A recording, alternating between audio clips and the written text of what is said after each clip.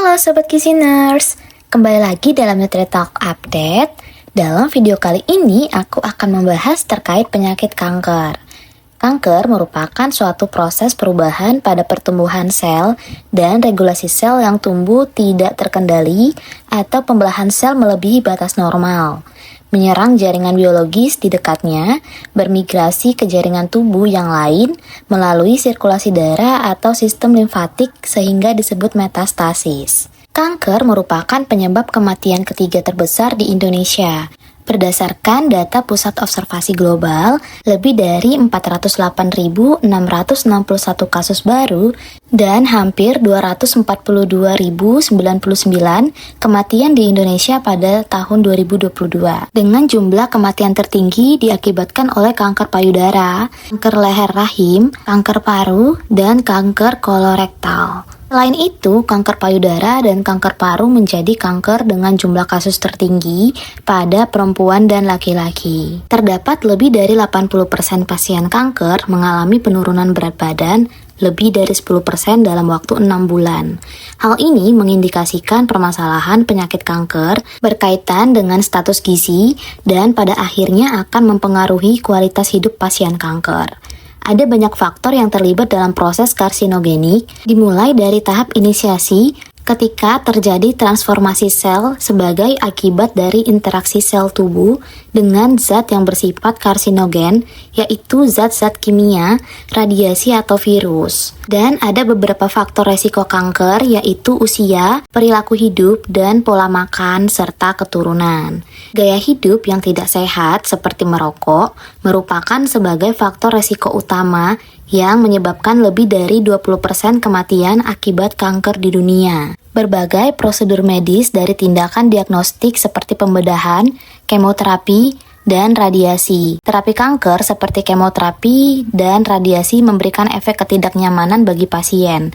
Beberapa efek samping setelah mendapatkan terapi kanker adalah 1. Penurunan berat badan, 2. Mual dan muntah, 3. Diare, 4.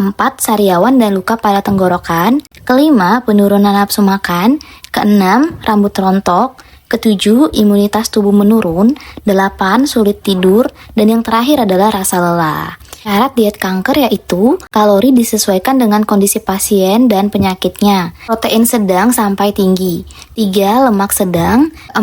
Rendah yodium, terutama bila sedang menjalani medikasi radioaktif internal, 5. Mudah dicerna dan tidak merangsang, 6. Porsi kecil dan diberikan sering, 7. Tinggi antioksidan, dan 8. Tinggi zat besi atau Fe.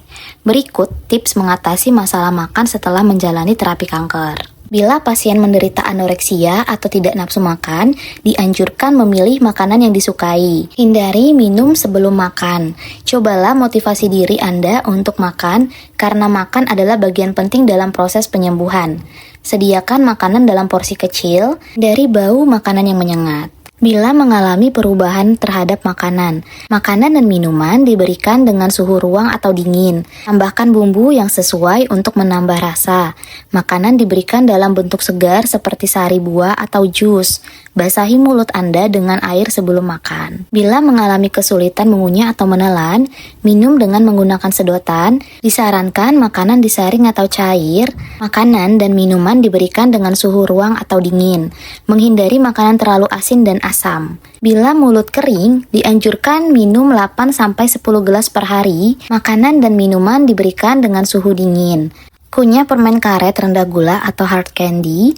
Perbanyak konsumsi makanan berkuah dan buah-buahan. Bila mual dan muntah, makan makanan yang kering. Hindari makanan yang berbau berlebihan. Hindari makanan yang berlemak tinggi. Makan dan minum secara perlahan. Hindari makanan atau minuman yang terlalu manis. Batasi cairan pada waktu makan. Sebaiknya jangan langsung tidur setelah makan. Dan porsi makanan cukup kecil saja dengan frekuensi makan 6-8 kali per hari. Dan yang terakhir, bila mengalami diare, disarankan banyak minum air putih dengan suhu ruang, hindari dulu minum susu, konsumsi sumber makanan serat yang mudah larut di air dan mudah dicerna. Hindari makanan yang mengandung gas. Baiklah, sekian bagian pembahasan terkait kanker dan tips bagaimana cara mengatasi masalah makan setelah menjalani terapi kanker. Bagi kamu yang sedang mengalami masalah makan setelah terapi kanker, dapat menerapkannya di kehidupan sehari-hari. Dan jangan lupa subscribe agar kamu tidak ketinggalan informasi penting lainnya. Dan yang terakhir, jangan lupa like dan komen jika kamu ada pertanyaan. Thank you for watching, see you the next video, bye-bye!